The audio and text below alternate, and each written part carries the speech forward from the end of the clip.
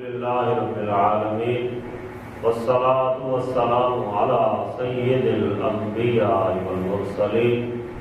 أما بعد فأعوذ بالله من الشيطان الرجيم بسم الله الرحمن الرحيم كان الناس أمة واحدة فبعث الله النبيين مبشرين ومنذرين وأنزل معهم الكتاب بالحق ليحكم بين الناس فيما اختلفوا فيه وما اختلف فيه إلا الذين أوتوه من بعد ما جاءتهم البينات بغيا بينهم فهدى الله الذين آمنوا لما اختلفوا فيه من الحق بإذنه والله يهدي من يشاء إلى صراط مستقيم صدق الله العظيم. احباب وقار، آج ہمیں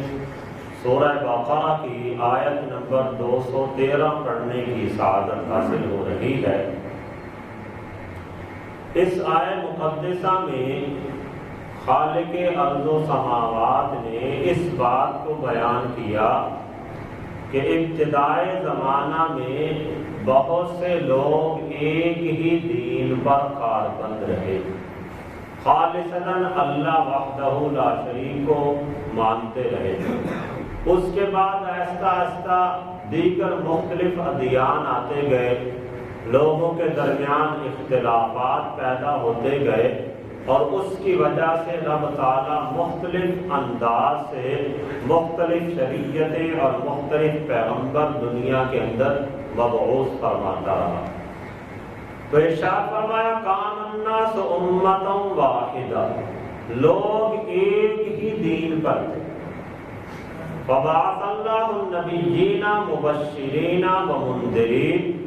پھر اللہ نے انبیاء بھیجے جو خوشخبریاں سنانے والے تھے اور ڈر سنانے والے تھے. وَأَنزَلَ مَعَهُمُ الْكِتَابَ بِالْحَقِّ لِيَحْكُمَ بَيْنَ النَّاسِ فِيمَا اخْتَلَفُوا فِيهِ، اور اللہ تعالیٰ نے ان انبیاء کرام پر اپنی کتابیں نازل فرمائیں حق کے ساتھ، تاکہ وہ انبیاء کرام ان کتابوں کی روشنی میں لوگوں کے مابین ہونے والے اختلافات کے فیصلے کر سکیں. وَمَا اخْتَلَفَ فِيهِ إِلَّا الَّذِينَ أُوتُوهُ مِن بَعْدِ مَا جَاءَتْهُمُ الْبَيِّنَاتُ بَغْيًا بَيْنَهُمْ، اور فرمایا کہ ان کتابوں کے اندر اختلاف نہیں کیا مگر انہی لوگوں نے جن کی طرف وہ کتابیں نازل کی گئی تھیں، اور انہوں نے انکار بھی اس وقت کیا من بعد ما جاءتهم البینات، جب ان پر واضح نشانیاں پہنچ چکی، واضح دلائل ان کے اوپر آ گئے، احکامات ان کے سامنے اظہر من الشمس ہو گئے، لیکن اس کے باوجود انہوں نے اللہ کی کتابوں میں اختلافات کیے. اب وہ اختلاف کیے کیوں ہیں؟ جب احکام ان کے سامنے واضح تھے، شریعت ان کے سامنے واضح تھی، اللہ کے احکام بالکل واضح تھے، پھر اختلاف کیوں کیے؟ تو رب تعالیٰ نے اس بات کو بھی یہاں پہ بیان فرمایا بغیم بینہم، آپس میں ایک دوسرے کے ساتھ حسد کی وجہ سے، آپس کی ایک دوسرے کے ساتھ سرکشی کی وجہ سے انہوں نے اختلاف کیا. فَهَدَى اللَّهُ الَّذِينَ آمَنُوا لِمَا اخْتَلَفُوا فِيهِ مِنَ الْحَقِّ بِإِذْنِهِ، پس اللہ تعالیٰ نے ان لوگوں میں سے ہدایت دی ایسے لوگوں کو جو ایمان لائے، لِمَا اخْتَلَفُوا فِيهِ مِنَ الْحَقِّ بِإِذْنِهِ، ان چیزوں میں سے جن کے بارے میں وہ لوگ اختلاف کیا کرتے تھے. یعنی لوگ جن باتوں میں اختلاف کرتے تھے، رب تعالیٰ نے ان تمام معاملات میں جو مومن تھے، جو حق پہ ایمان لانے والے تھے، اللہ تعالیٰ نے انہیں ہدایت عطا فرمائی. واللہ یہدی من یشاء الی صراط مستقیم، اور اللہ تعالیٰ جسے چاہتا ہے سیدھے رستے پر ہدایت عطا فرمانے کا. یہ رب تعالیٰ کی منشا ہے، اللہ تعالیٰ کی عطا ہے کہ کوئی بندہ سیدھے رستے پہ چل پڑتا ہے اور کئی بندہ الٹے رستے پہ چل پڑتا ہے. اصلاً تو یہ رب تعالیٰ کی خاص عنایت ہوتی ہے کہ جب بندہ اللہ کی طرف مائل ہو جاتا ہے۔ تو احباب دی وقار، یہاں پہ ہم مختصر سی بات کرنا چاہیں گے کہ جو اللہ جل شانہ نے ارشاد فرمایا کان الناس امۃ واحدہ، کہ لوگ ایک ہی دین پر تھے، تو اس کے بارے میں مفسرین کرام نے یہ بیان فرمایا کہ حضرت آدم علیہ السلام سے لے کر حضرت سیدنا نوح علی نبینا علیہ السلام تک یہ جو درمیان والا زمانہ تھا، اس میں لوگوں میں عام طور پہ اختلافات نہیں ہوئے۔ آپسی چھوٹے موٹے اختلافات تو ہوئے، جیسے حضرت آدم علیہ السلام کے بیٹے کا نکاح کے حوالے سے اختلاف ہو گیا، لیکن تمام لوگ اللہ کو مانتے تھے، اللہ تعالیٰ کے احکامات کو تسلیم کرتے تھے، اللہ کی عبادت کرتے تھے۔ چند چیزوں میں ان کا آپس میں اختلافات ہوا، اللہ کو ماننے میں کسی نے اختلاف نہیں کیا۔ تو اس اعتبار سے فرمایا کہ حضرت آدم علیہ السلام سے لے کر حضرت نوح علیہ السلام کے پہلے تک جتنے بھی انبیاء کرام آئے، جتنے بھی لوگ آئے، وہ تمام کے تمام ایک ہی دین پر تھے۔ ان کی شریعتیں تو قدرے مختلف ہوتی رہیں، لیکن ایک دین پر تھے سے مراد یہ کہ وہ سارے کے سارے اللہ کو ماننے والے تھے۔ مفسرین کرام نے بیان فرمایا کہ حضرت نوح علیہ السلام سے پہلے جتنے بھی پیغمبر آئے وہ تمام مسلمانوں ہی کی طرف آئے، مسلمانوں کو مزید ہدایت دینے کے لیے آئے، چونکہ تمام لوگ اللہ کو ماننے والے تھے۔ پھر فرمایا جب حضرت نوح علیہ السلام کا زمانہ آیا تو اس وقت لوگوں نے اللہ کا انکار کرنا شروع کیا۔ اس سے پہلے فرمایا 10 قرن ایسے ہوئے کہ جس میں تمام لوگ اللہ ہی کو مانتے تھے، کوئی بندہ اللہ کا انکار کرنے والا نہیں تھا۔ 10 قرن سے مراد یہ لیا کہ عام طور پہ ایک قرن 80 سال کا ہوتا تھا، یعنی 80 سال کے لیے ایک پیغمبر آتا تھا، اور بعد نے یہ بھی بیان کیا کہ ایک قرن 100 سال کا ہوتا تھا، یعنی 100 سال کے لیے ایک پیغمبر آتا تھا۔ تو اگر اس اعتبار سے 80 سال کا ایک قرن لیا جائے تو عام طور پہ اس سے پتہ چلے گا کہ تقریباً 800 سال تک کا یہ جو فاصلہ ہے، اس میں کوئی بندہ اللہ کا انکار کرنے والا نہیں۔ اور اگر ایک قرن کو 100 سال کا لیا جائے تو اس سے پتہ چلے گا کہ 1000 سال تک کوئی بندہ بھی اللہ کا انکار کرنے والا نہیں تھا۔ اس کے بعد پھر لوگوں نے اللہ کا انکار کرنا شروع کر دیا، مختلف بت بنانے شروع کر دیے، مختلف چیزوں کی طرف مائل ہونا شروع ہو گئے۔ تو رب تعالیٰ نے حضرت نوح علیہ السلام کو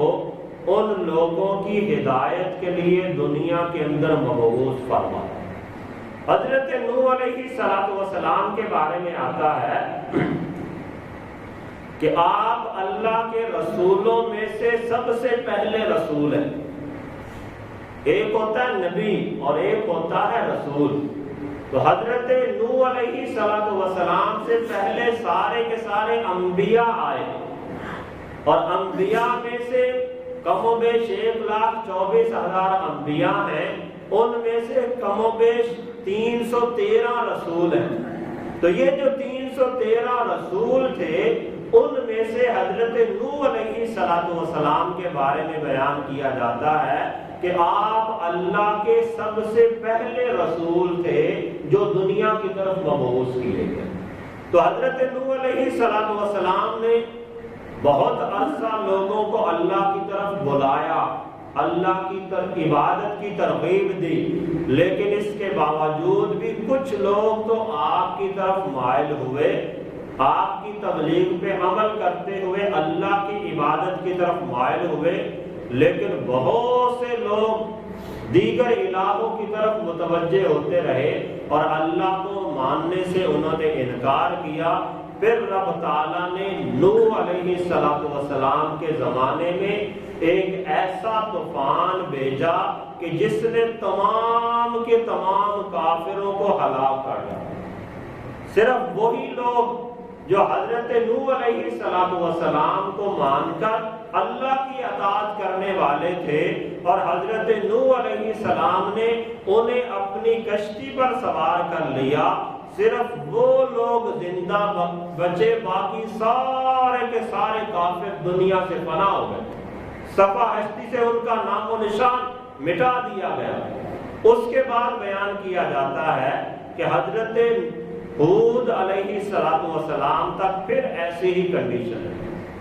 پھر درمیان میں جو بھی زمانہ آیا، جتنے بھی پیغمبر آئے، تمام کے تمام لوگ اللہ کی عبادت پر کاربند رہے، اللہ کو مانتے رہے، اور اس کے بعد پھر ایسا زمانہ آیا کہ لوگوں نے پھر اللہ تعالیٰ کا انکار کرنا شروع کر دیا، دیگر معبودوں کو، دیگر چیزوں کو اپنا معبود بنانا شروع کر دیا۔ پھر رب تعالیٰ نے یکے بعد دیگرے اس انداز سے انبیاء کرام کا، رسولان اعظام کا سلسلہ جاری فرمایا۔ پھر فرمایا ایک وقت ایسا آیا کہ جب لوگ بھٹک جاتے تھے، رب تعالیٰ ایک پیغمبر یا رسول کو دنیا میں مبعوث فرماتا تھا، جب تک وہ پیغمبر دنیا کے اندر موجود رہتا تھا اس وقت تک تو لوگ اللہ کی عبادت کی طرف مائل رہتے تھے، اس کی جتنی بھی قوم تھی، ان کی جتنی بھی امت ہوتی تھی، اللہ کی عبادت کی طرف مائل رہتی تھی۔ لیکن جیسے ہی وہ رسول دنیا سے وصال فرما جاتے تو اس کے بعد لوگ پھر اسی طرح دیگر معبودوں کی طرف مائل ہو جاتے، دیگر چیزوں کا اپنا معبود بنا لیتے۔ تو بارکہ اس انداز سے سلسلہ چلتا رہا، یہاں تک کہ بات آ گئی خاتم الانبیاء صلی اللہ علیہ وسلم۔ تو رب تعالیٰ نے پھر دنیا کے اندر آقا کریم رؤوف الرحیم صلی اللہ علیہ وسلم کو مبعوث فرمایا، اور حضور کے بعد قیامت تک کے لیے رب تعالیٰ نے انبیاء کرام کا سلسلہ ختم فرما دیا کہ حضور کو ختم نبوت کا تاج پہنا کے دنیا میں جلوہ گر فرما دیا، اور ساتھ یہ اعلان فرما دیا کہ اے پیارے حبیب آپ ہی خاتم النبیین ہیں، آپ کے بعد پھر قیامت تو آ سکتی ہے، دوسرا کوئی پیغمبر یا رسول دنیا کے اندر نہیں آ سکتا۔ تو احباب وقا مفسرین کرام نے اس کی کچھ وجوہات بیان کی کہ باقی انبیاء کرام آتے رہے، ان کی شریعتیں منسوخ ہوتی رہی، پھر اور پیغمبر اور رسول آ جاتا، نبی علیہ السلام کی شریعت منسوخ کیوں نہیں ہوئی؟ تو مفتی احمد یار خان نعیمی علیہ رحمہ آپ نے تفسیر نعیمی کے اندر 4 وجوہات بیان کی کہ جن بنا پر نبی علیہ السلام کی شریعت میں تبدیلی نہیں آئی، حضور کی شریعت تبدیل نہیں ہوئی۔ ان میں سے ایک وجہ یہ بیان کی کہ باقی جتنے بھی انبیاء کرام دنیا کے اندر جلوہ گر ہوئے، کسی بھی نبی کی حدیثوں کو محفوظ نہیں کیا گیا، جبکہ آقا کریم صلی اللہ تعالی علیہ وسلم آپ کی امت کو رب تعالیٰ نے یہ شان بخشی ہے کہ انہوں نے اپنے نبی کی ہر بات کو محفوظ کر کے رکھا ہے، اور حضور کو جہاں سے پردہ کیے ہوئے کم و بیش 14 صدیاں گزر گئیں، اور آج بھی لاکھوں کی تعداد کے اندر حضور کے اقوال، افعال اور حضور کی تقاریرات یعنی حضور کی احادیث دنیا کے اندر موجود ہیں۔ تو باقی انبیاء کرام کی چونکہ باتیں محفوظ نہیں ہوتی تھی، اس لیے کچھ عرصہ گزرنے کے بعد سب کچھ ختم ہو جاتا اور نئے نبی کی ضرورت محسوس ہو جاتی۔ ہمارے پیغمبر کی چونکہ احادیث موجود ہیں، تو جب تک احادیث موجود رہیں گی، قرآن کے اندر کسی قسم کی تحریف نہیں ہو سکے گی اور نبی کی ضرورت ہی پیش نہیں آئے گی، اور یہ سلسلہ رب تعالیٰ نے قیامت تک جاری رکھنا ہے۔ دوسرے نمبر پہ مفتی احمد یار خان نعیمی علیہ رحمہ نے بیان فرمایا کہ دوسری وجہ یہ ہے باقی کسی نبی کا میلاد نہیں منایا گیا۔ فرمایا کہ اس پیغمبر کا رب تعالیٰ نے میلاد کا ایسا سسٹم جاری فرمایا کہ حضور کے صحابہ بھی حضور کے میلاد کا تذکرہ کیا کرتے تھے، اور قیامت تک لوگ حضور کے میلاد کا تذکرہ کرتے رہیں گے۔ باقی انبیاء کا چونکہ میلاد نہیں منایا جاتا تھا، اس لیے بعض لوگ ان انبیاء کو نعوذ باللہ من ذالک خدا سمجھ بیٹھتے تھے، معبود سمجھ بیٹھتے تھے، کیونکہ جو معبود ہوتا ہے، الہ ہوتا ہے، وہ پیدا ہونے سے پاک ہوتا ہے۔ تو فرمایا اس نبی کے میلاد کا ایسا سسٹم رب تعالیٰ نے جاری فرمایا کہ پوری دنیا کے اندر جب حضور کا میلاد منایا جاتا ہے تو لوگوں کو عقیدہ پختہ ہو جاتا ہے کہ خالق تو وہ ہوتا ہے جو لم یلد ولم یولد ہے، جو نہ پیدا ہوا نہ جنم دیا گیا، نہ اس نے کسی کو جنم دیا۔ تو جس کا میلاد منایا جاتا ہے مطلب یہ کہ وہ الہ نہیں ہو سکتا۔ تو اس اعتبار سے چونکہ حضور کے بارے میں کوئی بندہ یہ دعویٰ نہیں کر سکتا کہ نعوذ باللہ من ذالک یہ الہ ہے، چونکہ حضور کے میلاد کا ایک ایسا سسٹم جاری رب تعالیٰ نے فرمایا، اس لیے فرمایا حضور کی شریعت تبدیل نہیں ہو سکتی۔ تیسری وجہ یہ بیان فرمائی کہ باقی جتنی بھی قومیں تھیں ان قوموں میں کتاب اللہ کی تلاوت کا قرآن کی طرح رواج نہیں تھا۔ لوگ اپنی اپنی کتابوں کی تلاوت تو کرتے تھے، لیکن جس قدر اہتمام کے ساتھ اور کثرت کے ساتھ قرآن کریم کی تلاوت کی جاتی ہے، اس طرح باقی جتنی بھی آسمانی کتابیں صحائف نازل ہوئے کسی بھی کتاب کی اس طرح کثرت کے ساتھ تلاوت نہیں کی گئی جس طرح قرآن کریم کی دنیا کے اندر تلاوت کی جاتی، اور کثرت تلاوت کی وجہ سے لوگوں کے ذہنوں کے اندر اس کے احکام موجود ہیں، لوگ اسے مانتے ہیں، اس لیے کسی اور شریعت کی ضرورت ہی نہیں پڑتی۔ پھر جو چوتھی وجہ بیان فرمائی وہ یہ بیان فرمائی کہ رب تعالیٰ نے، اللہ تعالیٰ نے بقائے الفاظ قرآن کے لیے حافظ اور علماء اس دنیا کے اندر پیدا کر۔ باقی انبیاء کرام کی جو کتابیں تھیں ان کا کوئی حافظ نہیں ہوتا تھا، ان کے علماء ان کتابوں کو